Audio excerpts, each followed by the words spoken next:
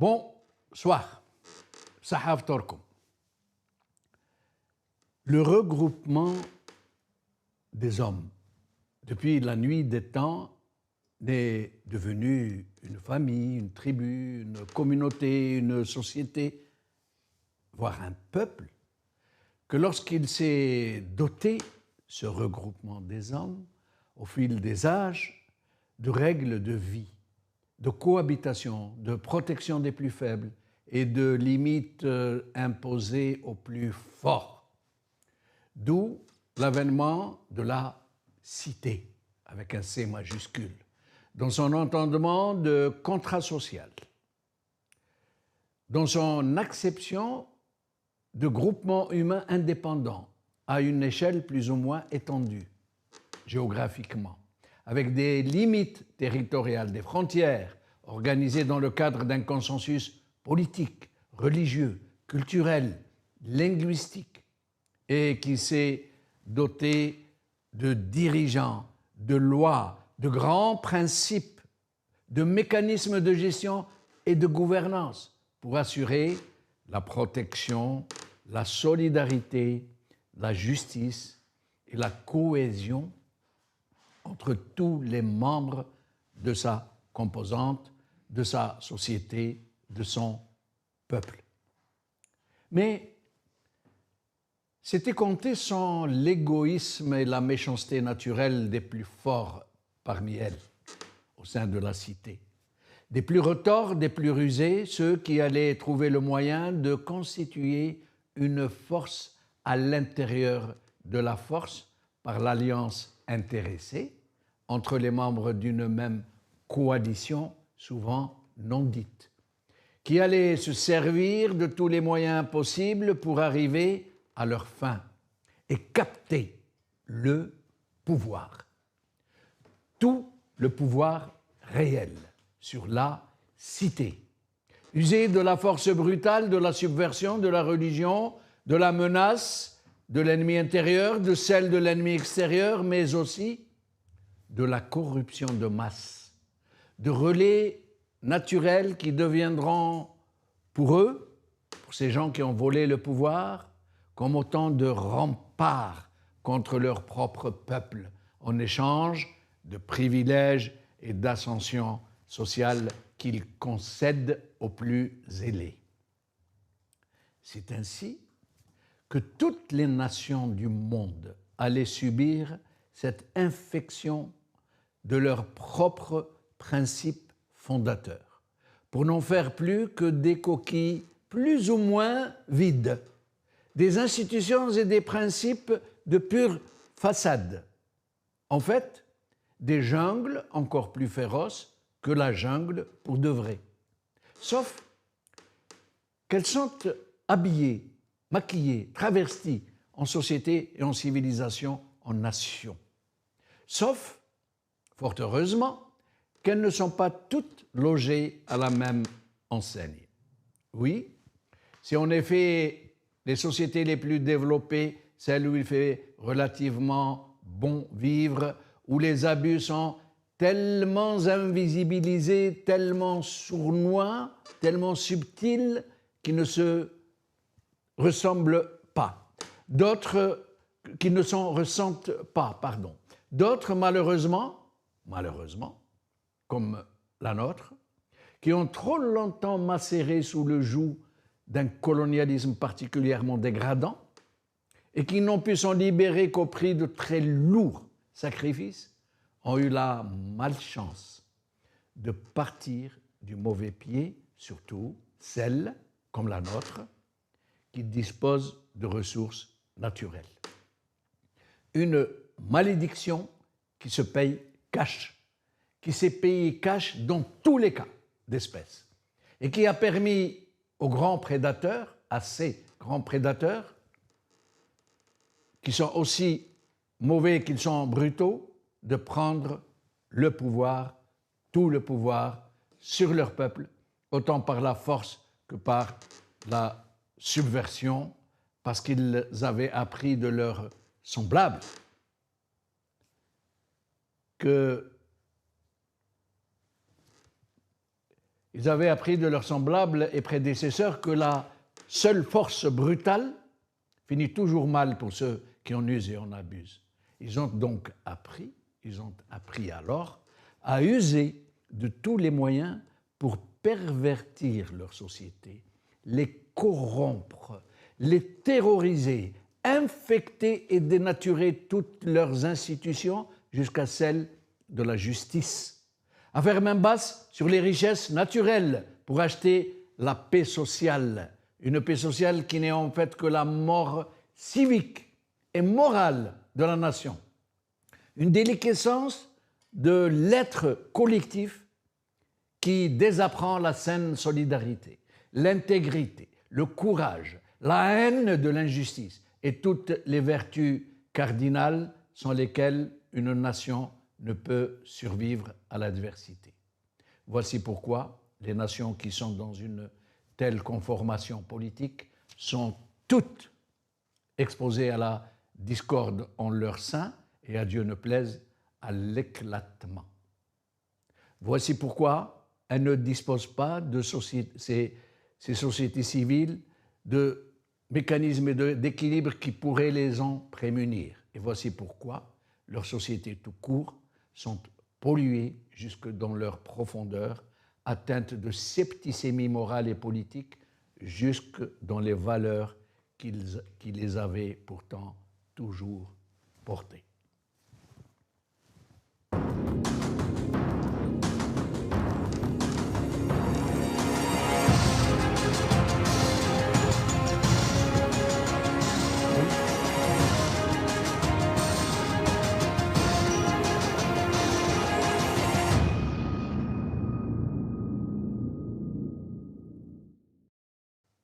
Il n'y a de solidarité que celle qui combat l'injustice. C'est le titre de notre émission d'aujourd'hui et pour en parler, j'ai le plaisir d'avoir ici avec moi sur le plateau Maître Athmane Bessalem, avocat à Paris. Maître Athmane Bessalem, merci d'être avec nous. Merci pour cette invitation. Merci à vous. Et depuis le Canada, un vrai plaisir, notre ami Zakaria Hnesh, que nous n'avons pas eu le plaisir de rencontrer depuis longtemps. Zakaria, merci d'avoir accepté notre invitation. Merci beaucoup pour l'invitation. Je salue l'avocat Ben Salem qui était au plateau aussi. Maître Ben Salem.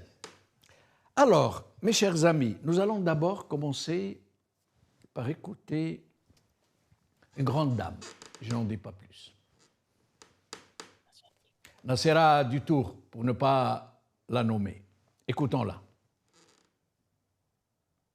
Il s'est passé ce que vous venez de dire, quoi. Ils sont arrivés pour fermer les lieux, donc ils sont venus avec une décision de fermer les lieux. Voilà, de fermer les locaux, et voilà, c'est qu'une... voilà, ce qu'ils ont osé, ça ne suffit pas, c'est une énième violence. Et ils ont voulu m'isoler on m'a expulsé pour m'isoler des familles de disparus. Maintenant, on ferme le bureau pour nous isoler encore plus, et voilà, pour nous rendre invisibles une fois pour toutes. Comme ça, ils pensent qu'ils vont se débarrasser de nous, mais ils ne vont pas jamais se débarrasser de nous. Jamais, jamais, jamais. Tant que je serai en vie, tant que nous serons encore en vie, quand il y a encore un bout de souffle, jamais, jamais, jamais ils ne se débarrasseront de nous. Nous ne demandons pas l'impossible, nous voulons voulons la vérité. J'entends parler de terrorisme. Les terroristes, ils leur ont pardonné une fois, 2 fois, 3 fois, 4 fois. Combien d'amnisties il y a eu pour les terroristes? Combien? On les a même remerciés d'avoir semé la terreur pendant tant d'années, de nous avoir mis qui nous ont mis qui nous ont poussés dans ce drame. On leur a pardonné, amnistie sur amnistie, amnistie sur amnistie, ça n'a pas suffi. C'est nous qu'on veut éliminer. Les terroristes, on les a remerciés. Nous qui demandons juste la vérité sur nos enfants, qu'est-ce que vous avez fait de nos enfants? Ils sont morts, donnez-nous les corps. Donnez-nous ce qu'il en reste. On ne demande pas l'impossible, donnez-nous ce qui reste de nos enfants. Nous voulons avoir des tombes et nous voulons pouvoir pleurer sur leurs tombes. Nous voulons récupérer ce qui reste de nos enfants. Ce n'est pas demander l'impossible. Vous savez très bien ce que vous en avez fait. Vous ne les avez pas mangés. Vous avez de quoi vous nourrir de toute façon avec l'argent du peuple. Vous n'avez pas besoin de manger les ossements de nos enfants. Rendez-nous les corps de nos enfants. Ils sont morts, donnez-nous les corps. On veut une tombe. Et nous ne tairons pas. Personne ne nous effacera de l'histoire. Nous avons marqué l'histoire, elle restera marquée à jamais. Nous voulons la vérité. Qu'est-ce que vous avez fait? Pourquoi nous n'avons pas eu le droit de savoir? Pourquoi cette injustice? Pourquoi vous avez pris nos enfants? Pourquoi vous les avez tués? Pourquoi? Qu'est-ce qu'ils vous ont fait? Qu'est-ce que vous avez fait, cette jeunesse algérienne pour la massacrer ainsi? Là, ce jour, on n'arrête pas de massacrer cette jeunesse. On les pousse à les mourir en mer. Sinon, on les met en prison. Alors, c'est émouvant. Hein, j'ai entendu tout à l'heure mon confrère Adel Boucherguine sur une autre émission avancer le chiffre à peu près certain, parce qu'il y a beaucoup de spéculations autour de ces chiffres de disparus. D'un côté à la baisse venant du régime, qui n'a pourtant pas intérêt à parler de baisse, puisqu'il accuse les terroristes d'avoir enlevé ces gens, pas lui, pas ses services. Des gens qui ont été enlevés au centre-ville, à bord de voitures que tout le monde a identifiées, etc. Et un peu à la hausse par les gens qui tentent de faire monter l'ardoise, la facture qu'a coûté ce terrorisme, qui parle de 30 000 disparus. Mais j'ai entendu donc Adel Bouchergui parler de ces disparus qui ont pu être un tant soit peu identifiés avec des noms, des prénoms, qui seraient de l'ordre de 17 000. 17 000 disparus. En Algérie? En Algérie. Et donc, Madame Nassera Dutour, qui a perdu son fils, qui a été enlevé de chez lui, de sa maison, et qui se bat depuis pour essayer de faire la vérité. Elle a créé une association, une sorte d'ONG, si on veut, qui n'a jamais été agréée, mais comme vous dites, vous, les juristes, l'usage à force de loi, une association qui n'a donc pas été interdite, qui n'a pas été empêchée légalement, devient de fait une association autorisée. Mais après l'avoir, donc, je vais vous laisser vous exprimer sur tout ça, après l'avoir donc refoulé de son propre pays, ils ont décidé de fermer cette association qui se battait pour faire éclater la vérité sur les disparus, sur ce qu'ils sont devenus, et je vous laisse vous exprimer sur ce sujet. C'est affligeant, c'est triste, c'est touchant à la fois. C'est que là, l'attaque maintenant, on parlait avant des droits humains, mais là, il y a une forme d'attaque personnelle. Il y a une attaque maintenant qui est d'ordre psychologique et individuel. Là, l'État n'est plus dans une réaction anti-révolutionnaire ou contre la liberté individuelle et la liberté collective. Telle est l'émission, tel est le titre de l'émission d'aujourd'hui. Mais on voit actuellement un comportement d'atteinte psychologique à l'individu. C'est pire encore, c'est profond.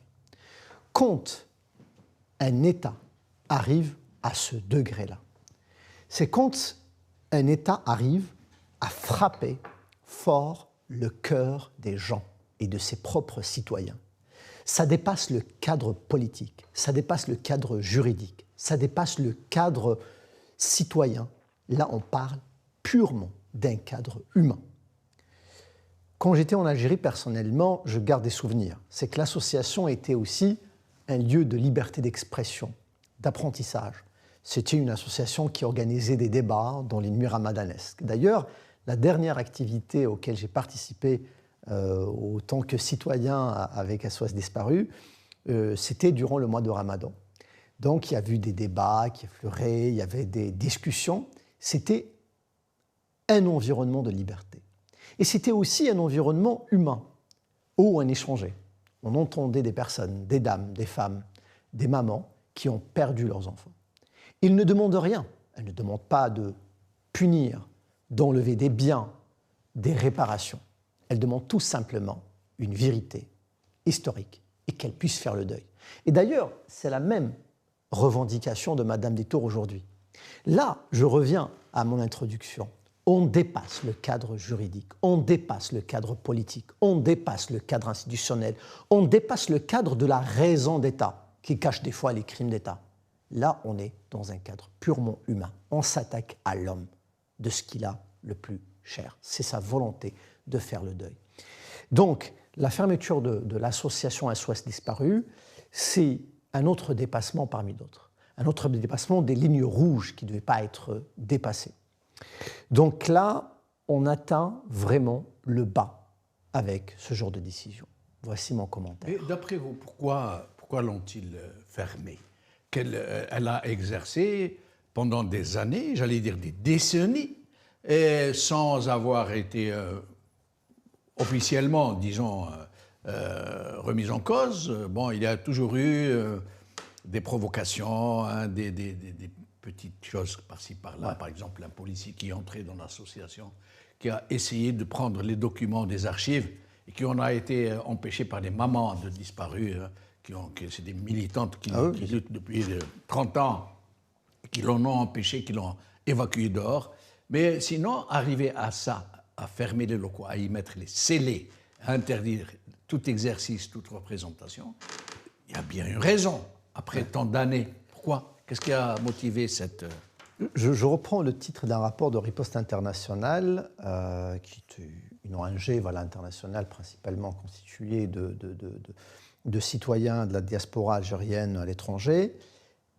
L'Algérie, un virage autoritaire.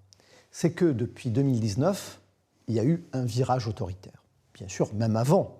Mais le virage qui a été pris en 2019, c'était un virage complètement radical, inédit. D'ailleurs, je pense dans les notes que vous avez prises, il y a même une déclaration de l'ancien ambassadeur en Espagne, un ancien ministre de la Culture qui est Abdelaziz Rahabi, qui a mis en garde sur un recul des libertés individuelles et collectives comme jamais auparavant depuis l'instauration de la nouvelle constitution du pluripartisme. Ça veut dire là, on voit qu'il y a vraiment un virage autoritaire à l'extrême qui est actuellement qui est pris par le gouvernement algérien et par l'État algérien.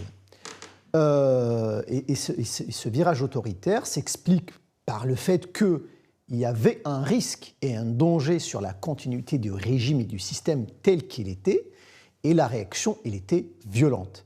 La réaction, elle était violente non seulement à l'égard des citoyens, mais à l'intérieur du régime lui-même. Parce qu'aujourd'hui, on parle du côté des citoyens, mais il faut savoir, la dernière fois dans ce même plateau, Maître Issa Al-Hamoun, qui a eu l'occasion à plaider à plusieurs reprises au tribunal militaire, en sortant dans la cour d'attente, et là, il rencontrait des officiers, des commandants, des djennouds, tous rappelés devant la barre. Là, on parle actuellement de presque 40 hauts gradés de l'armée qui sont actuellement emprisonnés. Très hauts gradés. Très hauts gradés de l'armée. Les plus hauts grades, des généraux-majors. Exactement. Et nous avons aussi des anciens ministres du gouvernement, des anciens chefs de gouvernement. 3 premiers ministres. Et des ministres de l'Intérieur, et même des chefs de renseignement, oui. Quand on parle de Tardag, etc. Quand on parle de Taufir, qui est lui-même passé par la case prison militaire. Exactement. Ouais. Donc, ce changement, y compris à l'intérieur, fait peur à tout le monde. Donc, à l'intérieur, personne ne fait confiance à l'autre, et à l'extérieur non plus. Ça veut dire le peuple est un ennemi, les partis politiques sont des ennemis, à l'intérieur, nous sommes des ennemis, et l'un contre l'autre. Alors, le régime a trouvé une parade à ça. Ceux qui sont en prison, qu'il a mis en prison, ceux qui sont de son bord, les généraux, les ex-premiers ministres, les ministres, les hauts fonctionnaires, les ex-grands fortunés, lui, il les appelle la Issaba, le gang. Exactement. Et ceux qui sont à l'étranger, qui sont dans l'opposition, il les appelle les ennemis de l'extérieur, les agents du Makhzen ou les agents du Mossad. Ouais. Et il a préparé une loi, vous le savez très bien, on en avait déjà parlé, pour les déchoir de leur nationalité. Alors, je me tourne vers Zakaria Hannesh. Même question sur cette... d'abord sur ces scellés posés sur le siège de l'association de Mme Nassera Dutour. et de son refoulement de son propre pays, une Algérienne qui s'est rendue dans son pays avec un passeport algérien et qui a été empêchée de rentrer dans son propre pays. C'est un précédent avec l'autre cas de celui de Farid Alilet, journaliste ici en France, qui a été directeur du journal en Algérie, qui est particulièrement critique à l'égard du régime et qui lui aussi a été empêché de mettre les pieds sur son propre pays. J'ai pas trouvé les mots parce que pour moi, j'ai pas entendu ça. C'était choquant parce qu'à la matinale, j'ai eu l'information. Ils m'ont dit que ils ont fermé le siège de SOS. J'ai pas cru. J'ai rentré directement sur le site, sur la page de SOS disparu et c'est une information correcte. Et ils ont arrivé vraiment à fermer cette association. Ils n'ont pas seulement euh, kidnappé leur enfant, mais aussi ils ont fermé l'association parce que cette association, c'est pas l'association des familles des disparus. Cette association est constituée par les mamans et les familles des gens disparus. Et dont Nassira Ditour. Avant tout, moi, je pense à toutes les mamans et même Nassira Ditour, qui est aussi une maman d'un disparu, que pas seulement depuis plus de 20 ans, qui cherchant juste une chose, la vérité et justice. Il n'y a que ça. Donc, voilà, la Nassira, elle a tout dit. Bah, moi, j'oublie jamais, au Genève, au Conseil des droits de l'homme, j'étais avec Nassira Ditour dans un side event, où Nassira Ditour, elle a parlé, elle a raisonné. La salle a résonné là. Et la conférence, tout le monde est venu. C'est plusieurs nationalités. Ils ont venu vers Nassira du tout, tellement son message est très fort. C'est ça ce que j'aime les autorités, parce que j'ai vu comment Nassira parle et j'ai vu les paroles, comment résonnent dans le Conseil des droits de l'homme. Et il y a beaucoup de gens qui ne connaissent pas le rôle de l'association SOS disparu, CFDA. Oui, ils cherchant pour la vérité et justice pour toutes les disparus en Algérie, mais aussi ils travaillent un rôle très très important pour défendre les droits humains en général en Algérie. Ils défendent les détenus d'opinion, ils défendent les minorités religieuses, ils font tout. Ils font tout le travail, un travail extraordinaire depuis des années, depuis sa création. Cette association-là, elle fait un travail phénoménal pour défendre les droits humains en Algérie. Nassira Ditour a voyagé des milliers de kilomètres à Genève, en Europe, en Amérique du Nord, en Asie, en Afrique. Elle a déplacé partout pour juste demander vérité et justice pour toutes ces mamans-là, pour toutes ces disparus. Et aussi, pas seulement ça. Elle a voyagé, elle a plaidé, elle a travaillé pour la promotion du droit en Algérie. Là, cela dit tout, moi j'ai vu, parce que je me déplaçais, je suis en train actuellement d'activer dans les droits humains, et j'ai vu ce que ça donne, la valeur, la vraie valeur de cette association-là. Elle fait un travail phénoménal, un travail important. Mais le pouvoir algérien maintenant, ils sont en train de. Pour moi, c'est pas un gouvernement, c'est pas un État. C'est des pratiques mafieuses là. Comment osez-vous de ne même pas donner la vérité à ces mamans qui demandent seulement la vérité? Seulement ça, ils donnent. Et on dit, ما تعطوناش دراهم, ما نسحقوش. Et on veut la vérité de nos enfants. C'est tout. On veut mourir en paix. C'est ça qu'est-ce que demandent les femmes. Vous, ne- vous empêchez les femmes de connaître la vérité et osez-vous de fermer. Et c'est les lieux des bureaux où il y avait des documents importants. Là, il faut informer ça. Maintenant, l'association, elles ne peuvent pas accéder au dossier. Il y a des dossiers importants de disparus. Il y a tout un travail de 20 ans, de plus de 30 ans de travail, de documenter des gens qui ont été disparus. Elles ne peuvent pas accéder au dossier maintenant. C'est pas seulement qu'ils l'ont empêché d'avoir la vérité, mais même pour le travail qu'ils ont fait, les fichiers et les dossiers qu'ils ont été mis dans le siège de la SOS disparue, maintenant, il a été fermé. Ils ne peuvent même pas accéder à leur dossier, au dossier de leur enfant là. Ça, c'est grave. Parce que on ne peut pas donner plus des mots là. Vous avez tout dit. Pour moi, c'est un effet harak. Comment ça, effet harak? Parce que depuis que le mouvement de protestation de 2019, On a vu tout le monde en prison. Qui a pensé un jour que le général Tofik sera en prison? Qui a pensé un jour qu'Ouihia il sera en prison? Parce que autant qu'Ouihia il est en prison et le général Tofik il a fait la prison, Tebboune il peut faire la prison. Et Chingueriha aussi, s'il y avait un autre mouvement, il rentre en C'est un prison. peu comme C'est parfois- c'est un peu comme les répliques, c'est un peu comme les répliques d'un séisme, d'un tremblement de terre. Ça veut dire Exact. on ne sait pas quand ça va éclater et où, et sur qui ça va Ça veut tomber. dire pour eux. Exact. C'est exactement, c'est à tout résumé. Pour eux, il faut pas, il faut jamais, ils peuvent en faire n'importe quoi et n'importe comment que le peuple ne sort pas. Pour eux, le peuple, c'est un danger. Zakaria, peuple je vais ne doit pas profiter du fait, je vais profiter du fait de vous avoir avec nous, vous qui vous êtes beaucoup spécialisé justement dans la dénonciation des abus, la dénonciation des violations des droits de l'homme, la dénonciation des enlèvements, des kidnappings, des mauvais traitements, des gardes à vue prolongés, et surtout, vous êtes beaucoup spécialisé dans le suivi et la solidarité avec les prisonniers politiques et les détenus d'opinion. Est-ce que vous pourriez nous éclairer notre lanterne? Combien sont-ils? Quels sont ceux qui sont le plus longtemps en prison? Qu'est-ce qu'on leur reproche? Et quelles sont les conditions de leur détention? Autant d'informations que vous ne pourrez pas toutes nous dire, bien sûr, mais essayez. Pour les détenus d'opinion actuellement, il y en a, bon, parce que je suis en train de faire une mise à jour et de créer toute une liste des détenus. Bon, c'est un travail que je commence depuis 2 mois. Je voulais vraiment faire un recensement total il y avait un projet qui est en cours pour cette information sera disponible à tout le monde pour que tout le monde sache combien de détenus d'opinion d'avoir l'information complète. C'est un projet en cours. Mais actuellement, il y avait les environs 204, 208 détenus d'opinion. Mais il faut savoir une chose. Depuis 2002, depuis 2022-2023, l'information ça devient très difficile à accès. Ça, c'est un. Deuxièmement, il y a des dizaines, je dis des dizaines de cas qu'on n'est pas au courant. Il y a des détenus d'opinion que la famille ne veut pas informer.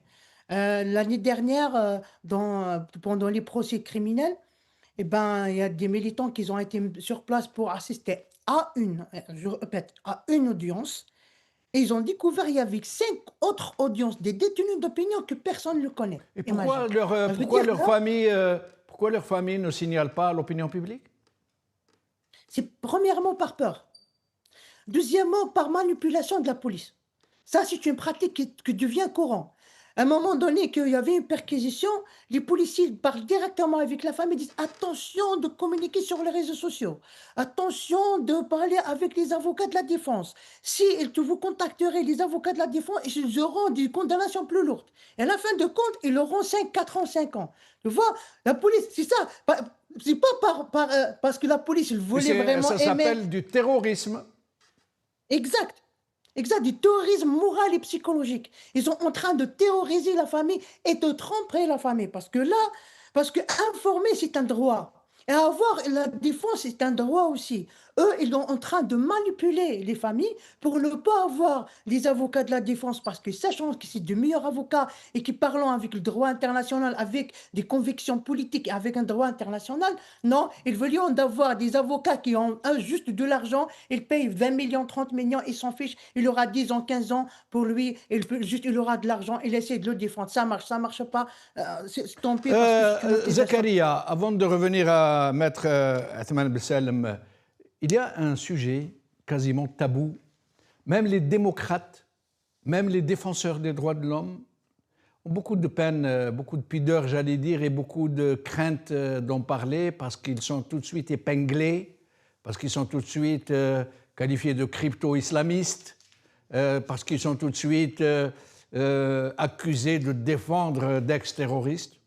C'est le cas des prisonniers politiques du fisc qui sont en prison depuis plus de 30 ans, dont plus de la moitié est décédée, je crois, qui sont morts dans des conditions absolument effroyables, dont tout le monde sait. Moi, j'en ai parlé à Maître Mesli Rachid, brillant avocat à Genève, qui m'a dit qu'il a assisté à des procès où ces détenus sont venus avec des traces de torture très visibles sur le visage, sur le corps.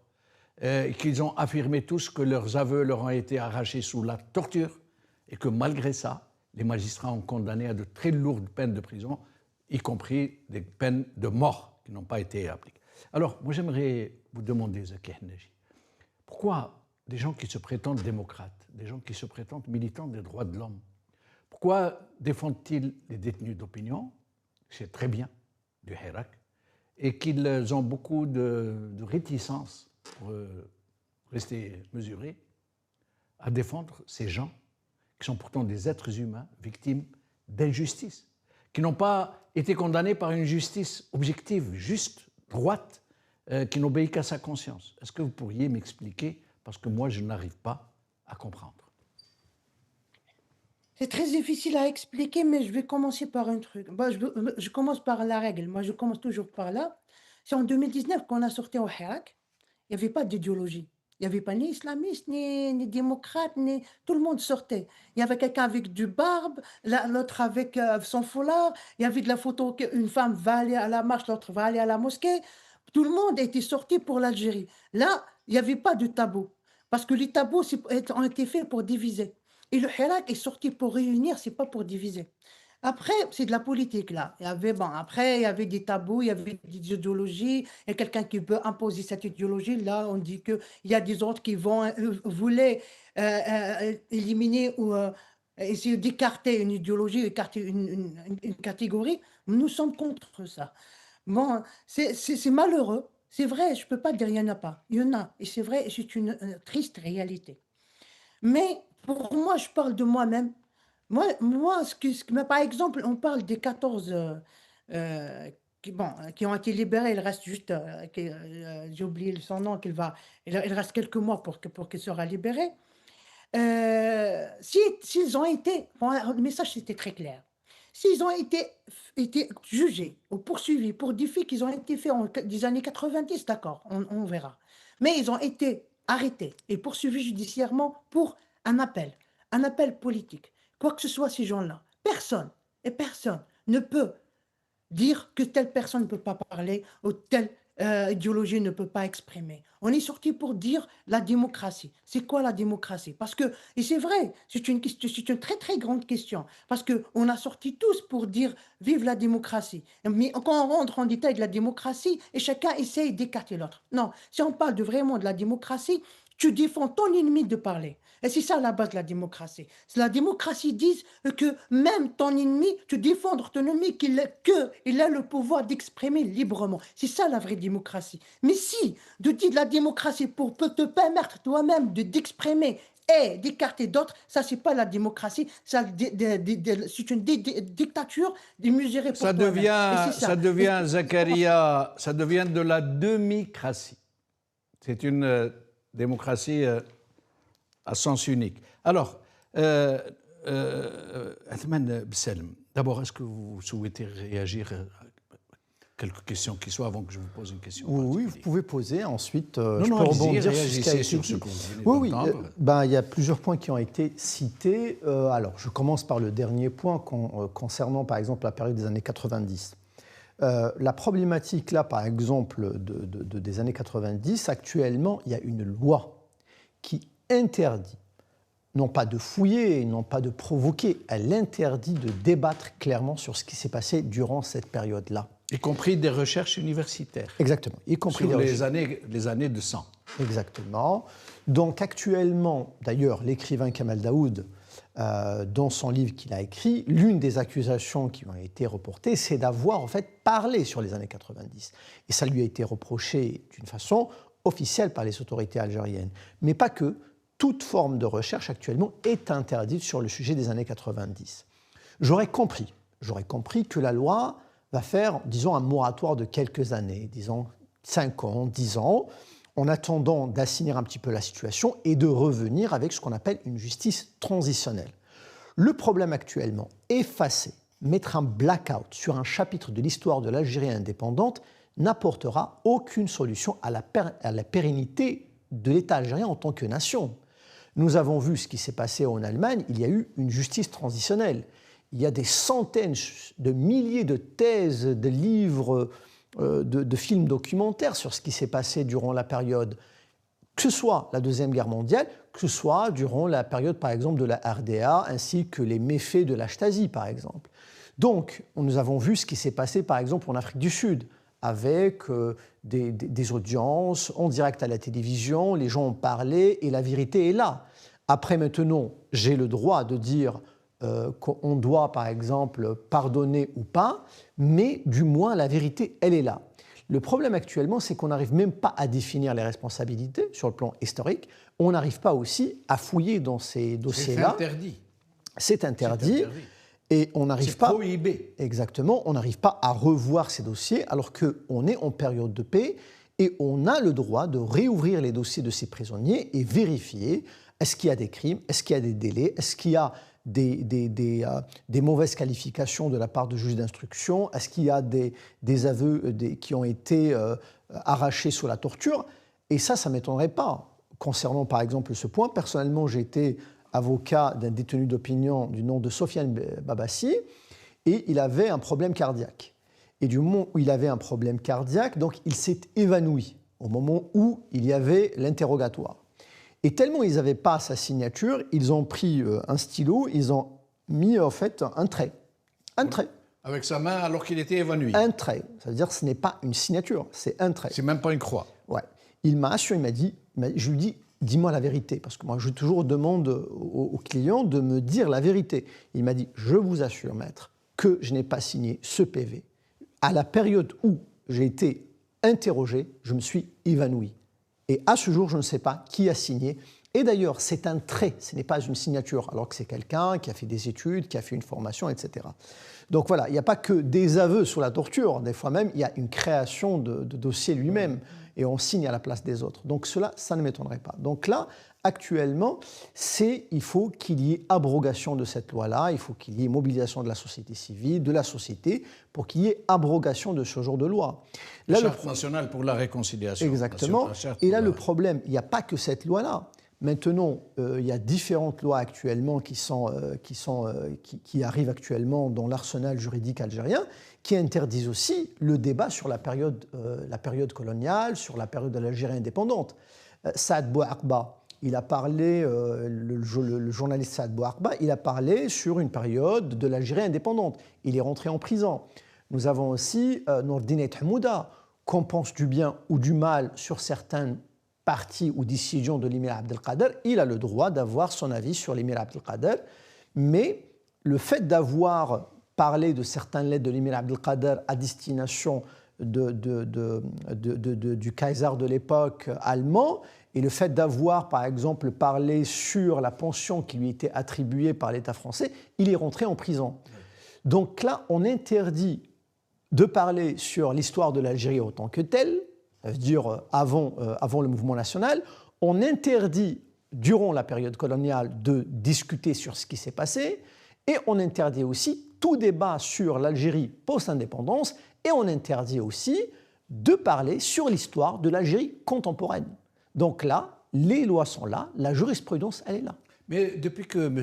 Tebboune est arrivé au pouvoir, ça veut dire que c'est très simple. On n'a jamais vu ça depuis 1962. La période rouge, la décennie rouge, comme on dit, exceptée, il n'y a jamais eu autant de violations de la loi, autant d'instrumentalisation de la justice, autant d'enlèvements de citoyens, de tortures, surtout de condamnations à tort par une justice que les Algériens appellent aujourd'hui Adelt Téléphone. Ça veut dire que c'est devenu quelque chose de tout à fait banal. Mais moi, ce que j'aimerais vous poser comme question à tous les deux, c'est que le grand problème n'est pas dans ce système ou dans ce régime, il est dans sa logique. Il est venu par la fraude, par la force, il a été désigné par la junte, une junte qui n'a pas craint de pratiquer de l'anthropophagie, du cannibalisme, en son sein. Pour faire place nette autour de Tebboune, ils ont envoyé 50 généraux en prison qui auraient pu lui faire de l'ombre. Le problème n'est pas là. Ils sont un peu logiques avec leur propre nature. Le problème est dans l'absence, le silence abyssal d'une société civile qui n'a de société civile que le nom, qui est totalement inexistante, et dans ses partis politiques, et dans ses institutions, et dans sa presse, et dans son université, et dans ses élites, totalement absente. C'est le silence de mort, c'est le silence des cimetières. Mais le plus grave, d'un autre côté, avant de vous donner la parole, vous laissez vous exprimer sur la question, est qu'aujourd'hui, la société en elle-même, pas la société civile, la société, celle que les Algériens, j'allais dire, tous les Algériens et toutes les Algériennes sont aujourd'hui dans une attitude, j'allais dire, excusez-moi si j'abuse un peu des termes, de connivence, de passivité à la limite de la connivence. Et une société civile qui est absente, à la limite, ça peut se comprendre, c'est le terrorisme d'État. Mais une société qui se déleste de sa conscience, de sa morale, de sa rigueur, de sa dignité, qui accepte que les siens soient maltraités, jetés en prison, qui accepte que la justice obéisse au téléphone et qui ne dit mot sur ses propres enfants, sur cette terreur qui s'abat sur elle, ou pire encore, sur cette corruption de masse pour la faire taire, moi, ça me pose question, ça m'interpelle lourdement. Mais avant de vous donner la parole, je ne résiste pas à la tentation de lire quelques passages d'une déclaration de M. Abdelaziz Rahabi, ex-ministre de la Communication et ex-ambassadeur, diplomate, pour dire qu'au sein de ce régime, au sein de ce système même, des gens qui sont de ce système, qui appartiennent à ce régime, il y en a beaucoup qui portent en eux la capacité de pouvoir dénoncer, mais qui ne le font pas. Mais certains parviennent à le faire, justement, dont M. Abdelaziz Rahabi, que je salue, dont je salue le courage. Je vais lire quelques-unes de ces... Nous vivons ces dernières années la plus grosse régression en matière de libertés individuelles et collectives depuis la première constitution pluraliste de Chadli Benjedid. Je saute. Hein, Alors, porter ce débat... alors, elle est marquée par une externalisation du débat politique interne que nous n'avions pas connu même pendant les années de terrorisme. Porter ce débat à l'étranger signifie une incapacité à l'organiser de l'intérieur et faire ainsi réguler la vie politique de la nation par des réseaux sociaux offshore. Il dit aussi, la justice aussi paye de sa crédibilité et de son indépendance l'instrumentalisation qui en est faite et qui donne l'image d'un pays sans contre-pouvoir institutionnel, où l'arbitraire, c'est très fort ce qu'il dit, où l'arbitraire s'érige en mode de gouvernement. Saad Bouakba, Abdelwakil Blam et bien d'autres personnes sont des victimes de cette dérive programmée de notre système politique qui ne veut pas se rendre à l'évidence qu'aucun projet politique ou programme économique ne peut aboutir sans adhésion libre, volontaire et consensuelle de notre population, réduite à la mobilisation autour des questions d'approvisionnement et des questions d'actualité mondiale, plus qu'autour de ses propres défis nationaux, etc. Mais tout le texte est absolument admirable et d'une rareté qui fait que sa valeur n'en est que plus remarquable. Zakaria Hennachi, sur cette absence totale, complète, intégrale de la société civile dans ce qui la concerne, dans ce qui la regarde, dans ce qui l'interpelle, mais aussi, malheureusement, de cette société, de notre société, en tant que tout, qui est complètement absente de ce qui la concerne en premier chef et qui en fait n'est pas là, qui n'est plus là. Zakaria. Abdelhamid Mehri, il a dit ça. Il a dit il arrive un jour où, cherchant une opposition, il ne trouve pas. On est là déjà. Même le rapporteur spécial Marie Loller et même qui m'ont volé les deux rapporteurs spéciaux qui ont visité l'Algérie en 2023, ils ont été déjà clairement, ils ont mentionné qu'il y a deux sociétés civiles. Il y a une société civile de système qui met sur place juste pour dire tahia al-nizam, juste pour pour passer tout ce qu'il fait le pouvoir et faire blanchir l'image de pouvoir. Et il y a la vraie société civile qui était condamnée, persécutée, euh, tout, tout. Ça veut dire là, ils vont essayer de le mettre à côté complètement. Et ça, c'est un danger. C'est un danger pour l'Algérie. C'est vraiment dangereux. Pourquoi? Parce qu'à un moment donné, oui, c'est vrai, à un moment donné, il dit Nahar, où le pouvoir cherche une vraie opposition. Ils ne le trouvent pas.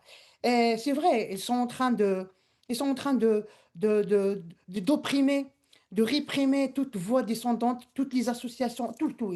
Personne n'est à l'abri actuellement. Même les gens, c'est ça la chose qui est un peu dingue, c'est que même les gens qui sont pro-pouvoir, qui sont la promotion à Tebboune, la promotion au pouvoir, ils ont fait la prison. Il y en a plusieurs exemples. Il y en a plusieurs exemples. Ils ont juste dit quelque chose que le pouvoir n'a pas aimé ou ils ont fait une déclaration qui n'est pas à la ligne éditoriale où il y avait un responsable qui n'a pas aimé cette déclaration et le jette au présent. Il y a beaucoup d'exemples de gens qui sont pro-pouvoir, qui ont fait promotion à ce pouvoir-là, qui sont actuellement au présent avec des lourdes condamnations.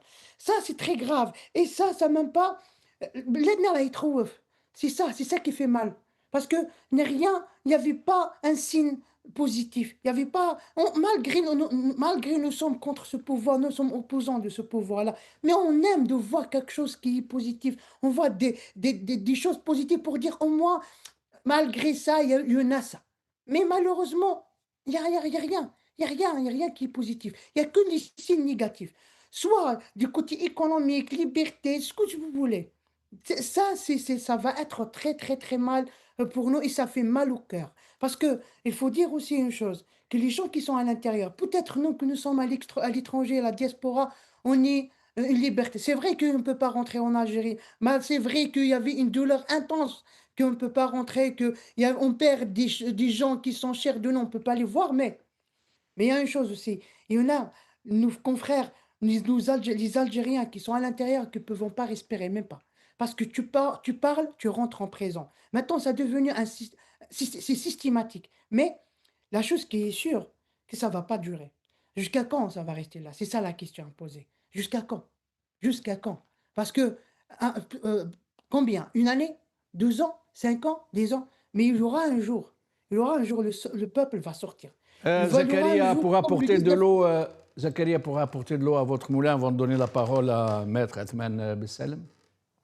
Moi, ce qui m'a vraiment frappé, et comme quoi il y a quelque part une justice immanente, je vous rappelle, ça me fait toujours sourire, un rire un peu sadique, j'en conviens, du sort qui a été réservé à M. Sahli, chef du parti, Belkacem Sahli, celui qui rentrait en prison pour des histoires de signature avec Narza. Oui. Ouais, alors, franchement, c'est une revanche qui me fait plaisir.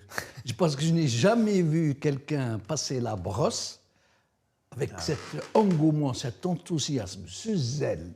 Il frétillait de la queue, mais incroyable. Et ils l'ont quand même jeté en prison, et c'est une grande leçon à tirer pour tous ceux qui font comme lui. Alors, Maître Athman Besselem,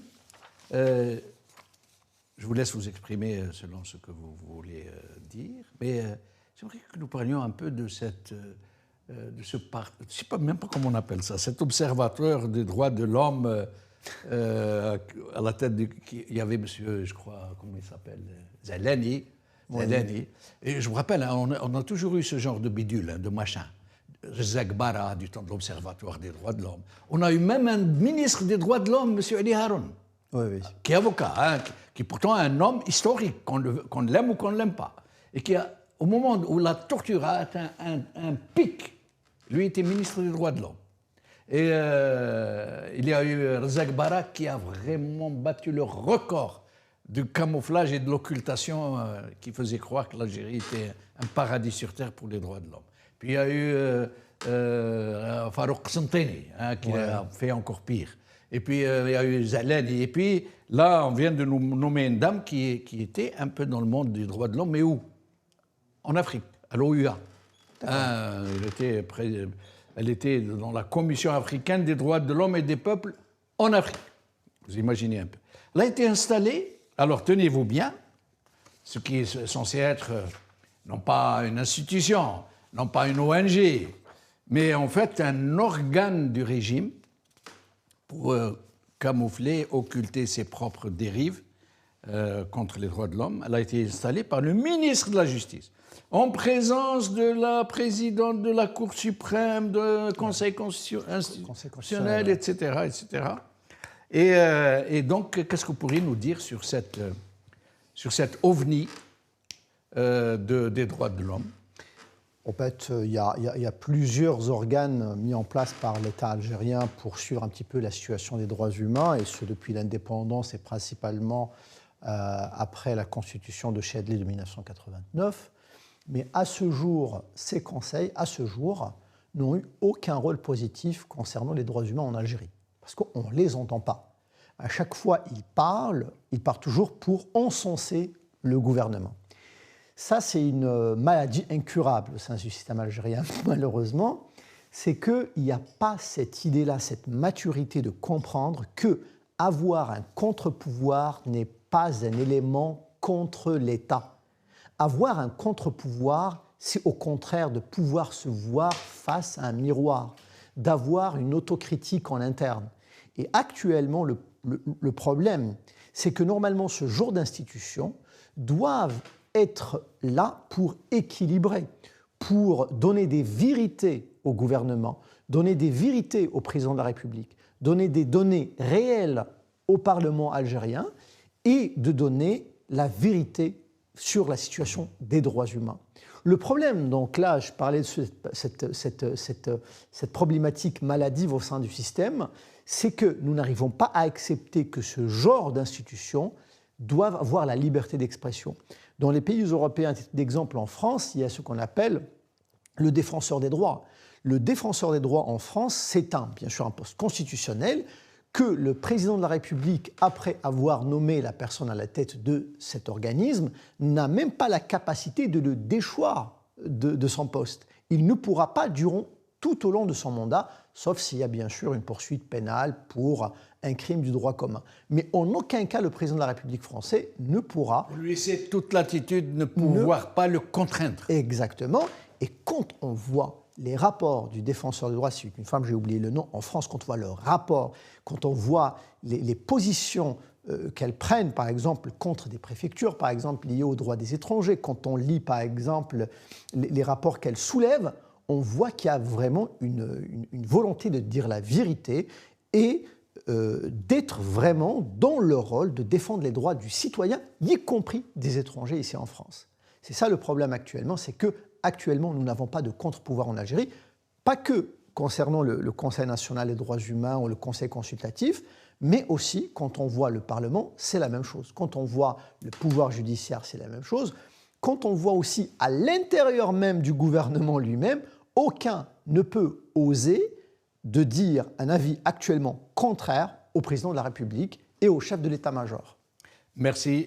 Zakaria Hennache, en moins d'une minute, s'il vous plaît. Nous avons un peu débordé sur le temps de l'émission. Le mot de la fin. Le mot de la fin, c'est que je donne toute ma solidarité à toutes les mamans des disparus et à Nassira Ditour qui a été, a été empêchée de rentrer au territoire algérien. En plus de ça, avec le communiqué des rapporteurs spéciaux, la réponse de l'Algérie était catastrophique. On voit ce qui s'est passé aujourd'hui, c'est que c'est une suite. C'est une suite d'une répression qui a commencé déjà. On se souvient que la Ligue algérienne des droits de l'homme qui a été dissoute, RAJ et d'autres associations, et c'est une suite, c'est une pratique que nous voulions faire taire à toutes les voix dissidentes et toutes les associations qui travaillent leur travail. Et merci pour l'invitation de Maghrébien. Merci Zakaria Hennache, merci Maître Athman Belsalem. Merci à vous, chers amis, de nous avoir accordé votre aimable attention. Bonne soirée à vous. Saha Saharkoum.